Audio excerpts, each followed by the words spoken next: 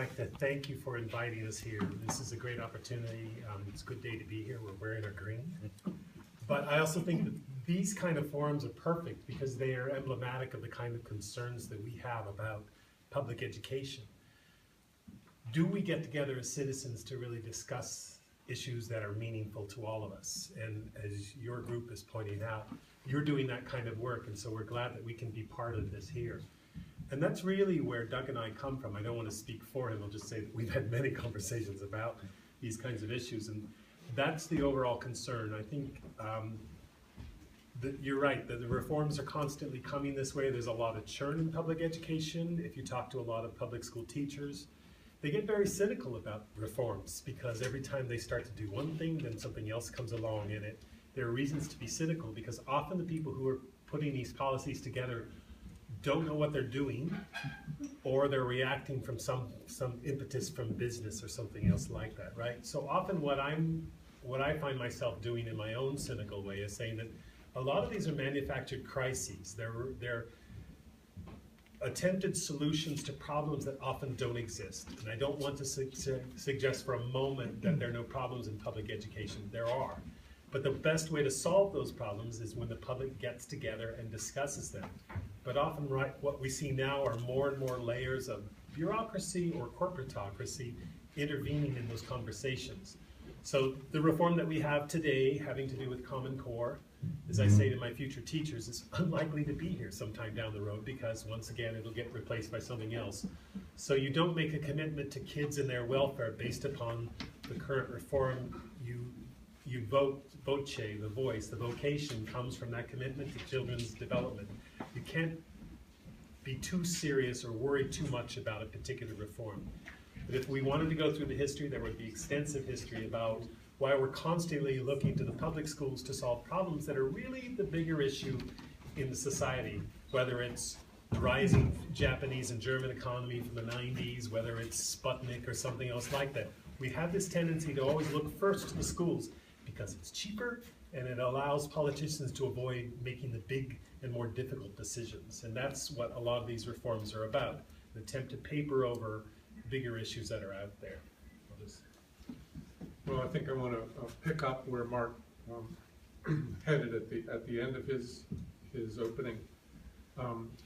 We tend to think of schools as independent, sort of in a bubble kinds of institutions rather than as part of the larger society. So we think that somehow we can fix or address what we identify as school problems without changing anything around them. And I think that's why we keep revisiting or recycling through reform after reform, because we never deal with the underlying issues that are the real problem. So if you live in a society that has an increasing gap between those who have and those who don't, if you don't address issues of poverty and race and class, if you continually underfund those institutions or organizations that support people, then the problems reoccur. They may look slightly different, but they come from the same source, which is that there are huge problems, and schools, no matter how good the teachers are, and you hear the rhetoric, oh, good teachers can solve. Well, good teachers can do amazing things, and I think you have, from what I understand, extraordinary teachers in Saranac Lake, but good teachers can't make up for people who have not enough to eat, people who do not have health care, people who do not have a stable home environment, people who are under stress constantly. Good schools can't do that alone. And so if we really want to solve the problem that we face, it can't be looking at schools to solve. It has to be us coming together to look at solving the underlying issues. Again, schools are artifacts. They exist in the context of the society they live in, and they reflect the times that they exist. So what we're seeing in schools is a reflection of what's happening around those schools. Medicine went through the same thing, where doctors are now sort of giving way to the privatizing energies of insurance companies who tell them what they can do and what they can't do.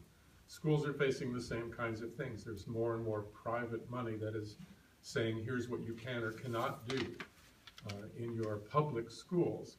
And so the public schools are losing their ability to make decisions. We are losing local control. Our school boards are losing local control.